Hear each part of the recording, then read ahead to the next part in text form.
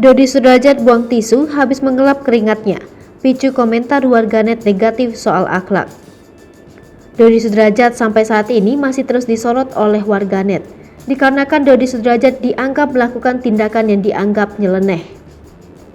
Dodi Sudrajat juga sering menyerang keluarga Haji Faisal, sehingga Dodi Sudrajat terus mendapatkan hujatan dari warganet. Kini Dodi Sudrajat melakukan tindakan yang dianggap tercelah bagi warganet.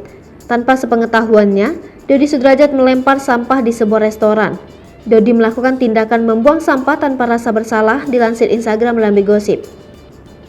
Kertas tersebut sempat juga dipakai untuk mengelap keringatnya Dodi Sudrajat.